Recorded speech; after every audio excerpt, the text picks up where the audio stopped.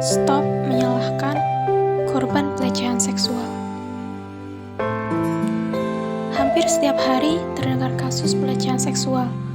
Korbannya pun tidak pandang usia, mulai dari anak-anak, remaja, hingga dewasa. Namun, bukannya mendapatkan support, korban malah mendapatkan cacian. Paling itu mah karena pakaiannya. Tidak akan ada asap kalau tidak ada api. Pakaiannya mengundang sih.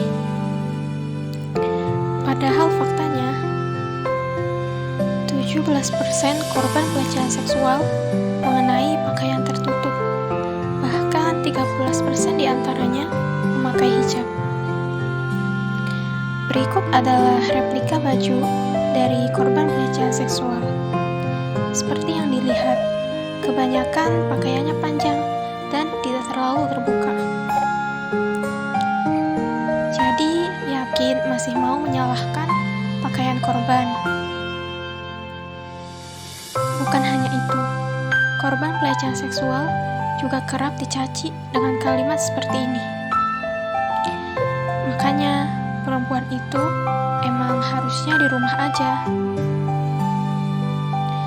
Dan yang terjadi di rumah adalah seperti ini. Saat di rumah bukan lagi tempat untuk berlindung, maka di manakah lagi tempat yang aman? Di kampus, tempat untuk menuntut ilmu, tetapi malah mengalami pelecehan seksual. Bahkan di tempat ibadah pun yang digunakan untuk mendekatkan diri kepada Tuhan masih saja mengalami pelecehan seksual. Lalu, di manakah tempat yang sebenarnya aman itu?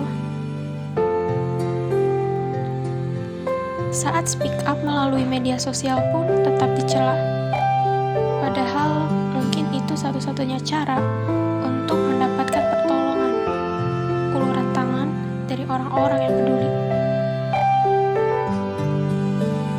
Apakah di dunia ini sudah tidak ada tempat yang aman untuk perempuan?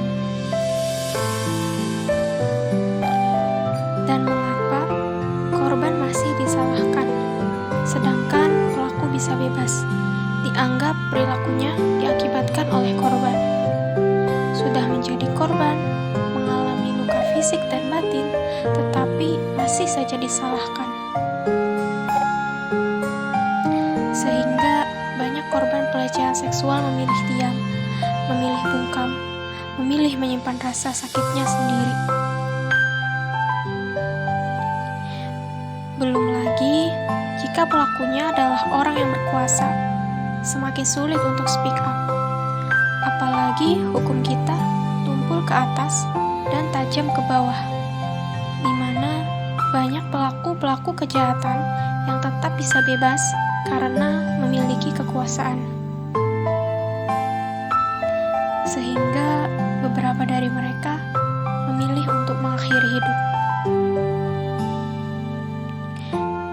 Padahal, yang sebenarnya mereka butuhkan adalah dukungan. Dukungan dari orang-orang di sekitarnya. Bukan dijudge, tetapi dimengerti. Banyak korban pelecehan seksual yang diperlakukan berbeda oleh orang sekitarnya. Dianggap sudah tidak berharga, dianggap sudah rusak, dan sebagainya. Memangnya siapa yang mau menjadi korban? Tidak ada. Mereka seperti itu bukan karena keinginan mereka, tetapi karena para orang yang tidak bertanggung jawab dan tidak tahu malu. Namun, malah sebaliknya, korban yang harus menanggung malu seumur hidupnya. Mereka takut dianggap rusak, takut dianggap berbeda, dan takut dianggap tidak berharga. Sehingga semakin bungkam, dan bungkam. Oleh karena itu, mari kita sama-sama lebih peduli pada korban pelecehan seksual dengan memberikan dukungan.